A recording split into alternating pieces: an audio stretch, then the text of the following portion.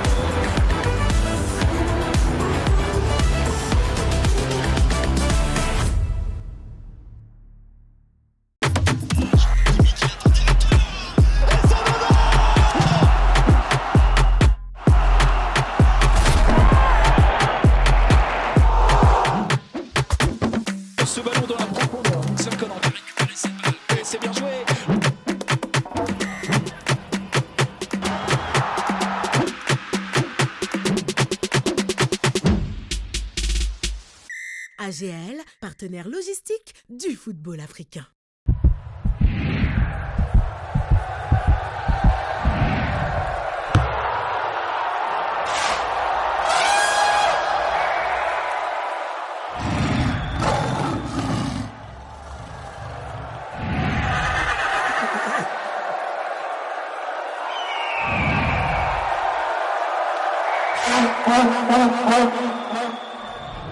Avec OneXBet, vivez une fantastique CAN. OneXBet, sponsor officiel de la CAN.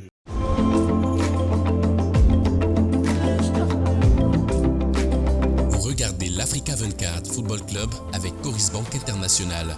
Coris Bank International, la banque autrement.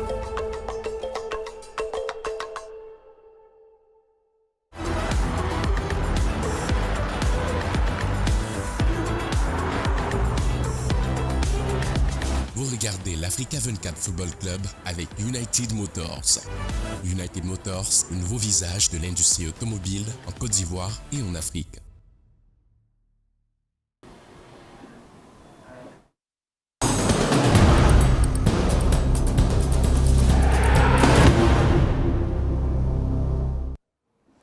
Bienvenue dans l'AFC sur Africa 24 Sport. L'AFC, c'est votre émission de débriefing spéciale CAN Côte d'Ivoire 2023. Les rencontres du jour ont opposé les équipes du groupe A et du groupe B. Nos consultants du jour pour le débriefing de ces rencontres sont M. Ghislain Akassou, ancien footballeur international ivoirien. Bienvenue sur ce plateau. Merci, Madame Marcel Kouassi. C'est toujours un plaisir d'être sur cette chaîne Africa 24 Sport qui est l'excellence. Soyez le bienvenu. Merci. Et nous avons Abdoulaye Traoré, ancien footballeur international ivoirien. Soyez le bienvenu sur ce plateau. Merci Mme Kouassi. Le plaisir est partagé. C'est toujours un plaisir pour nous de nous retrouver là, sur Africa 24 Sport, la chaîne des références. Merci. Les rencontres du jour ont opposé la Guinée équatoriale et la Guinée-Bissau. Un match qui n'a pas été stérile en termes de buts. Le match a donné un score de 4 buts à 2. Ghislain Akassou, quelle analyse faites-vous de ce match? Encore merci. Pour moi, ce fut un match entre la Guinée-Bissau et la Guinée équatoriale. Ce fut un match quand même équilibré, avec un léger avantage de la Guinée équatoriale qui effectivement a remporté la rencontre, le match, et qui a marqué aussi l'empreinte d'un footballeur, d'un capitaine emblématique, de leur capitaine emblématique, Insoué, il faut le dire, qui a démontré son statut de leader de cette équipe. Et aussi, cela a permis d'être possible par un grand réveil du milieu de terrain José Machin, qui joue à Monza en Italie. Une fois qu'il a rehaussé son jeu, ça a permis aussi à cette équipe de la Guinée équatoriale de pouvoir aussi développer de belles actions. Exactement. Sans oublier Bikoro qui a fait un excellent travail de sentinelle. Et quant à la Guinée-Bissau, je pense qu'elle a donné le maximum en fonction de ses capacités technico-tactiques. Exactement. Abdoulaye Traoré, quelle est votre analyse? Oui, nous avons assisté à une très belle rencontre. Et pour moi, l'équipe de Guinée équatoriale a démontré qu'elle mérite d'être là, où elle est. Et puis moi, en face, il y avait une équipe quand même un peu faible de la Guinée-Bissau. Parce que on n'a pas vu un jeu chatoyant. Par contre, l'équipe de Guinée équatoriale a démontré qu'elle a un niveau supérieur et elle a marqué son empreinte pour la suite de la compétition. Elle a marqué sa suprématie. Elle a démontré qu'elle mérite d'être au deuxième tour. Alors, les 3 buts de cette rencontre, pour les 3 buts de cette rencontre, Emilio Nzoué a marqué à la 21e minute, autant pour moi, à la 51e minute et à la 61e minute. Est-il l'homme du match, selon vous? En plus d'être l'homme du match, c'est un leader charismatique. C'est-à-dire qu'il a démontré qu'il est leader. Non seulement d'être buteur, mais il a tiré l'équipe à lui seul parce que j'ai vu son abattage, j'ai vu son charisme. C'est ce genre de joueur qu'il faut à presque toutes les équipes parce qu'il apporte à lui seul, qu'est-ce que je peux dire, peut-être 30 à 40% à son équipe. Oui. Donc moi, c'est le leader idéal. Ghislain, et vous? Et effectivement, j'abonde dans le même sens que Ben Badi. Et Nzoué, comme j'ai dit, il a mis de l'étincelle au cours de cette rencontre. Il a marqué son empreinte un véritable leader, que je l'ai dit tout à l'heure dans mon intervention.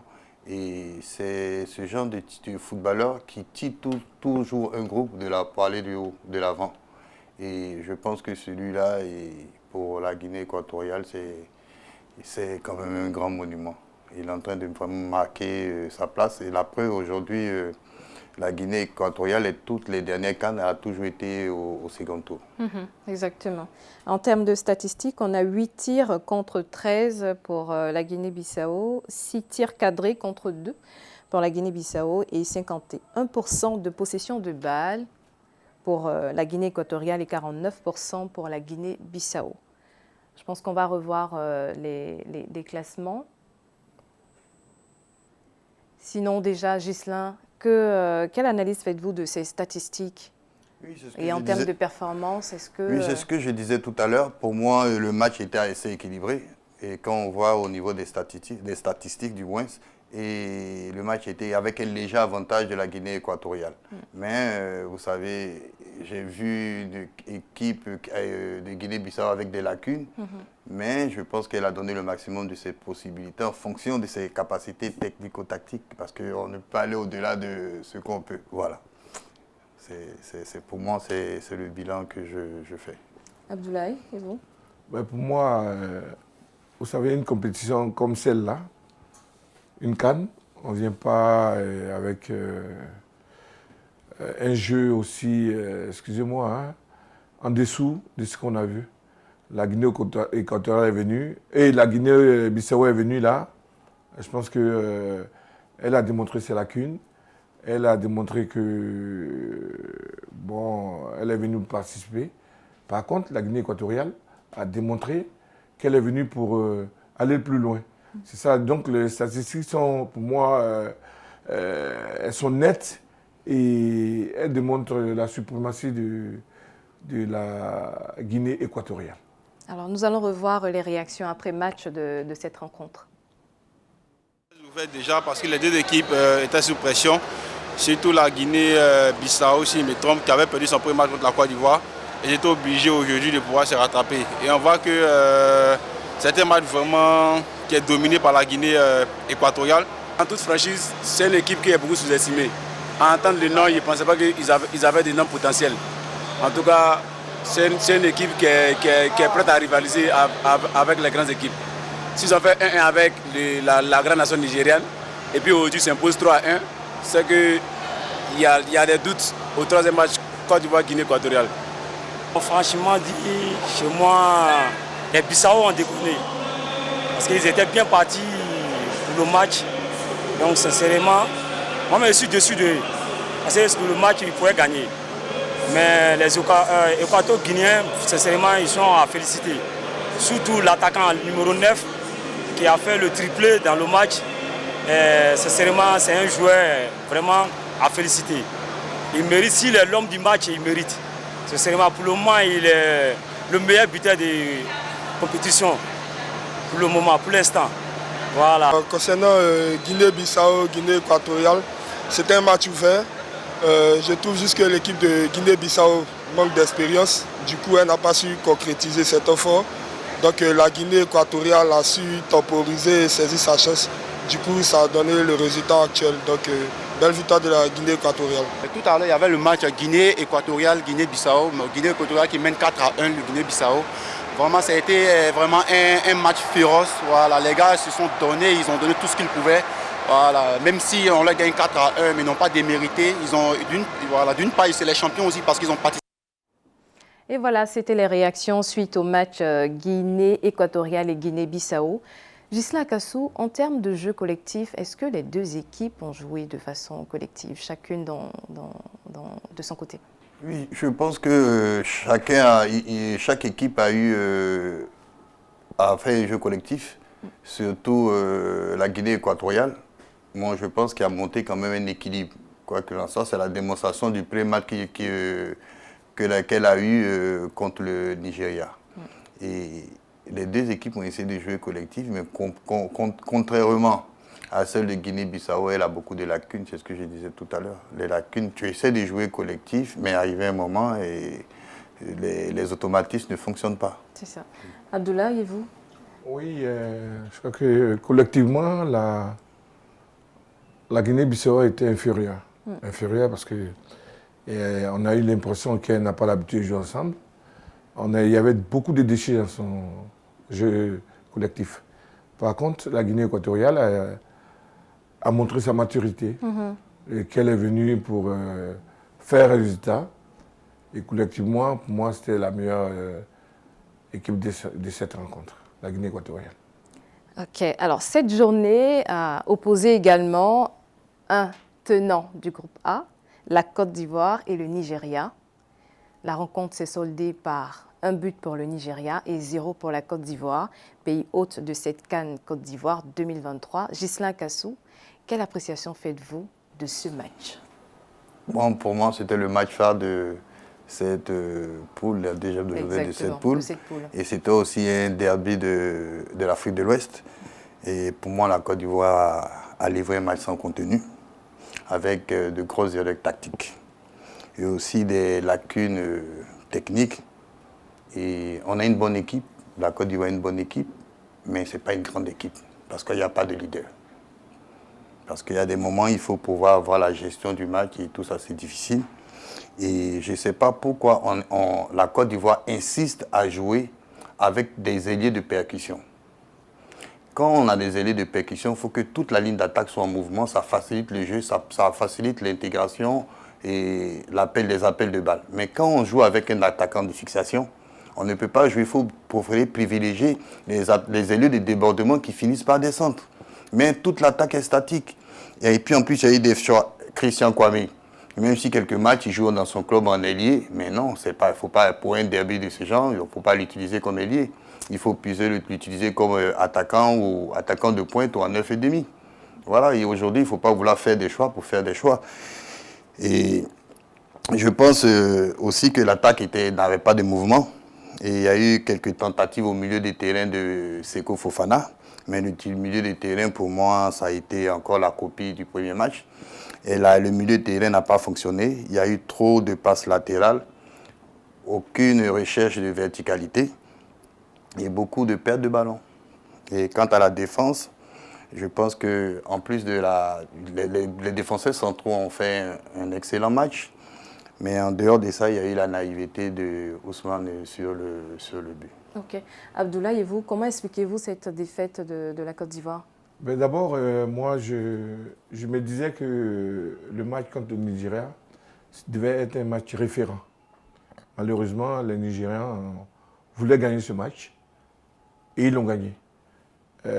Par contre, l'équipe de Côte d'Ivoire, je crois qu'elle a dormi sur le laurier, pensant que tout pouvait se passer aussi facilement.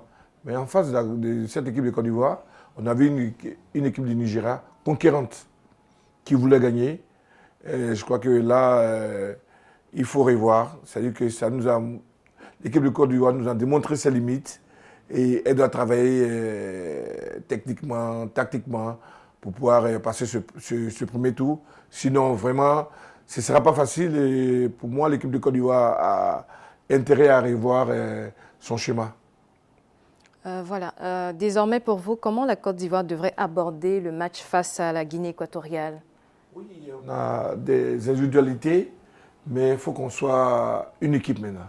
Donc, il faut être fort mentalement et il faut surtout prendre les matchs comme ils viennent, avec beaucoup d'engagement, beaucoup de rigueur et prendre les équipes avec beaucoup d'humilité aussi. On va voir le tableau de classement. Voilà, on a la Guinée équatoriale en tête du classement avec 4 points, le Nigeria 4 points, la Côte d'Ivoire 3 points et la Guinée-Bissau 0 points. Ghislain Akasso, quelle appréciation faites-vous de ce classement? Oui, bon, je n'avais pas fini de donner un point de vue aussi important sur le Nigeria avant de donner mon point de vue sur le classement parce que le Nigeria, il faut le reconnaître, a joué en fonction de ses qualités et ses faiblesses avec un bon repli défensif. Et Victor Echema, malgré qu'il revienne de blessure, il a permis souvent à son équipe de jouer. Le Nigeria a fait son match. Et moi, je pense qu'il a permis à Victor de faire remonter l'équipe. Et ils ont joué comme ils devaient jouer parce qu'avec leur faiblesse défensive, c'est le regroupement qui leur a permis de pouvoir mieux faire un bon résultat. Et pour le classement, je me dis la compétition, il y a encore le dernier match à jouer. Et le plus important, c'est de chercher la qualification. Parce que la CAN, elle est longue. Et puis après, l'équipe peut monter en puissance. Le plus important, c'est de passer le deuxième tour. Alors, on va marquer une pause et on se retrouve juste après.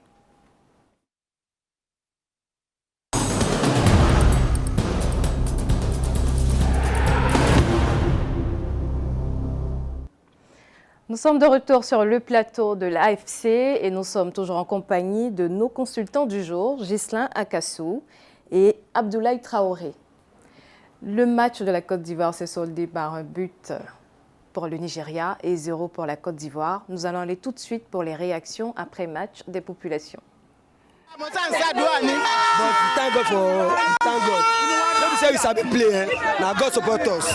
Quand tu regardes quelqu'un du moyen, là, tu ne te presses même pas. Et voilà, c'était les réactions du côté du Nigeria. Ghislain Akasso, vous avez mot à dire?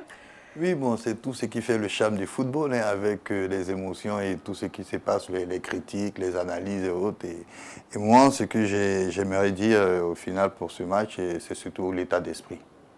Il faut vraiment changer de mentalité parce qu'on peut faire un mauvais match, mais c'est un état d'esprit positif qu'il faut avoir.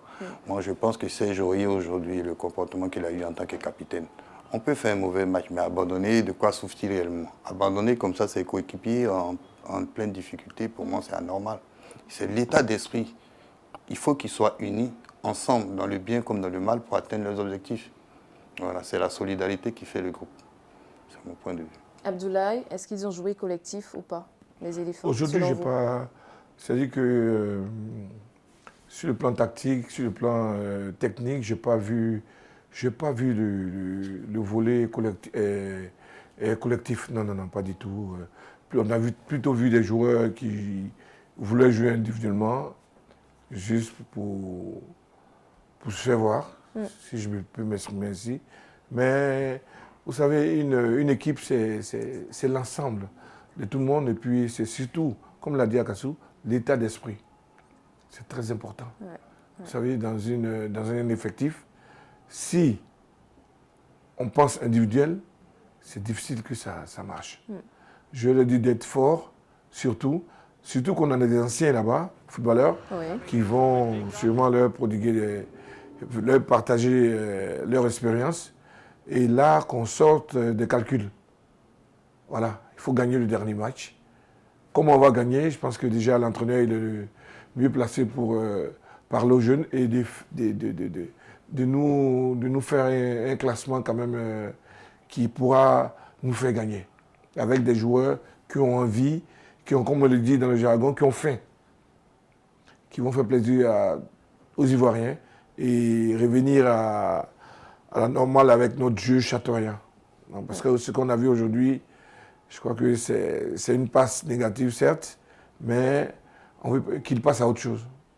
Voilà, qu'il passe à autre chose. Ghislain Akassou, est-ce que vous avez quelque chose à rajouter? Oui, j'ai quelque chose d'important à rajouter parce que je suis optimiste, je crois en nos Parchidem. Et la seule chose que je demande, il faut mettre les joueurs qu'il faut, aux places qu'il faut. Arriver un moment, il faut laisser les choix émotifs. Il faut mettre des gens qui méritent de jouer. Il faut mettre la concurrence, mais les gens qu'il faut faire des choix. Voilà. Quand on part d'un système avec 3 milieux de terrain, arriver un moment pendant 2 matchs qui ne tournent pas, il faut avoir le courage de faire des changements et mettre les gens qu'il faut. Et moi, j'aimerais revenir sur un fait. Est-ce que mentalement, l'état d'esprit des éléphants, est-ce qu'il a répondu au beau fixe, si on peut le dire comme ça? Depuis le début de la compétition, effectivement, je ne vois pas un bon état d'esprit. Parce que l'état d'esprit, ce n'est pas en dehors seulement, c'est sur le terrain. Parce que quand on voit des seconds ballons, il y a des défenses. La défense aujourd'hui s'était retrouvée à plusieurs reprises en 1 contre 1. On ne voyait pas des soutiens. Et ça, il faut faire bloc. Il faut être unis. Et ça se démontre sur le terrain dans les difficultés. Parce qu'à des moments, l'équipe était même trop allongée, avec trop d'espace entre les différents compartiments. C'est l'union, c'est la volonté de pouvoir s'entraider. Ouais. Arrivé un moment, c'était comme si chacun voulait jouer à la sauvette, chacun voulait jouer pour lui. Et non, c'est pas ça. Alors, cette journée a opposé également le Ghana et l'Égypte, qui font partie du groupe B, sur un score de 2 buts à 0. De 2 buts partout, autant pour moi. Donc 2 buts pour le Ghana et 2 buts pour l'Égypte. Abdoulaye Traoré, quelle analyse faites-vous de cette rencontre? Nous avons assisté à une très belle rencontre. Parce que pour moi, le Ghana nous a montré une meilleure figure qu'au premier match. Et en face, vous avez l'équipe d'Égypte, qui est un habitué de la CAN et qui est venu franchement avec les armes pour pouvoir passer ce premier tour. Et pour moi, le Ghana ne nous a pas montré vraiment l'équipe de Ghana, qu'elle voulait gagner. Elle est venue, elle a fait ce qu'il y a à faire, mais l'Égypte nous a démontré qu'elle voulait gagner et puis elle s'est donné les moyens de gagner et puis elle a fait ce qu'il pouvait. Parce que le plus dur, c'est la suite. Exactement. Et moi, l'Égypte s'est donné toutes les armes pour pouvoir passer ce tour. Cette équipe d'Égypte a démontré sa maturité. L'équipe de Ghana est restée encore dans son petit jeu. Et voilà qu'elle n'a pas pu contenir le résultat. À chaque fois que l'équipe mène, elle se fait rattraper. Donc c'est pour dire que l'équipe de Ghana n'était pas encore n'est pas prête moralement pour pouvoir passer le premier tour. Alors, intéressons-nous aux rencontres du groupe B qui vont opposer le Burkina Faso à l'Algérie à 14 h au stade de Bouaké et aussi la Mauritanie et l'Angola à 17 h au stade de Bouaké et la Tunisie et le Mali à 20 h au stade Amadou Gon Coulibaly de Korogo. Ghislain Akassou, quels sont vos pronostics vis-à-vis de ces rencontres? Pour moi, je sais que le Burkina Faso a toujours été une des bêtes noires de l'Algérie, des clubs maghrébins. Je pense que le Burkina, pour moi, a une chance de s'en sortir. Je donne 1-0 pour le Burkina, parce que c'est une équipe homogène et avec certains joueurs qui sont depuis longtemps ensemble. Aujourd'hui, à force de jouer longtemps ensemble, c'est pour ça que depuis un moment, toutes les cadres, l'équipe du Burkina Faso est toujours au second tour. C'est une équipe quand même équilibrée. Mais le problème, qu'ils fassent très attention aux erreurs de dernière minute. Abdoulaye Traoré.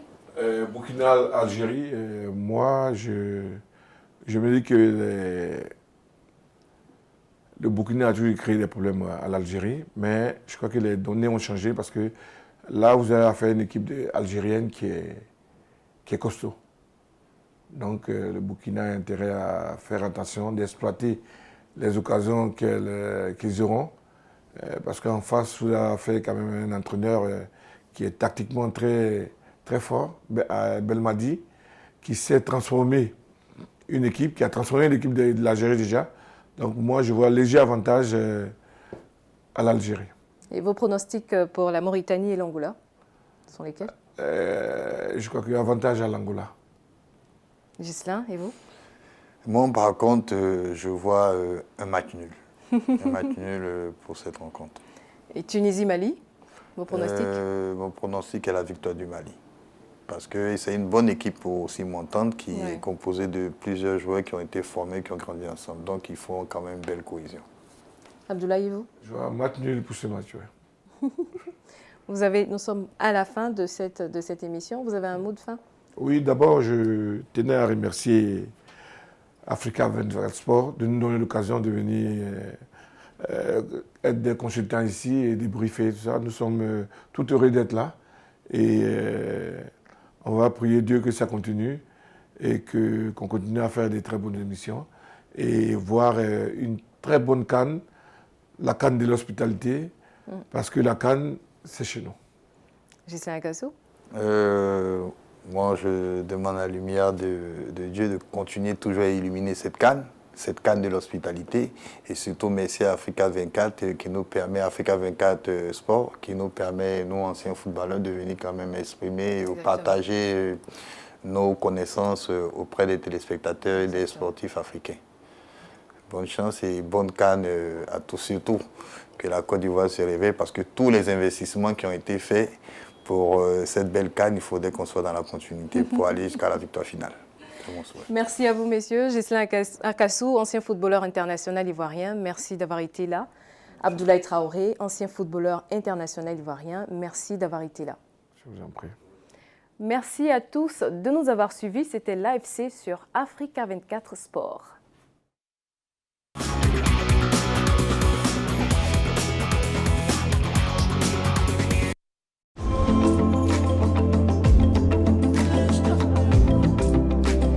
C'était l'Africa 24 Football Club avec Coris Bank International. Coris Bank International, la banque autrement.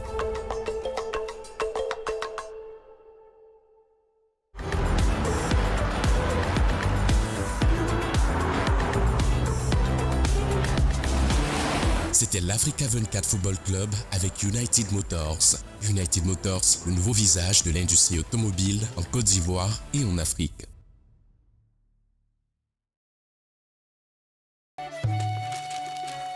Qui que vous soyez,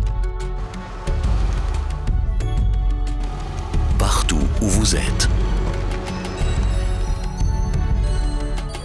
quels que soient vos besoins, à chaque instant, et même dans les moments les plus imprévus, nous apportons des solutions aux Africains. Un avenir pour l'Afrique. Coris Bank International, la banque autrement.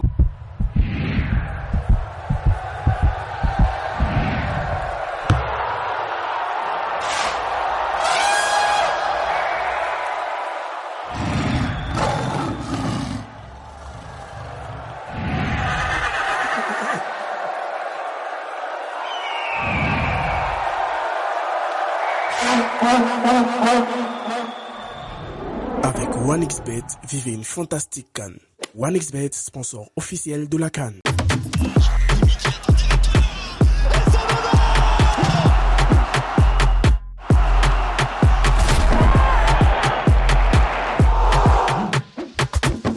Ce ballon dans la profondeur, Seul Conan de récupérer cette balle, et c'est bien joué.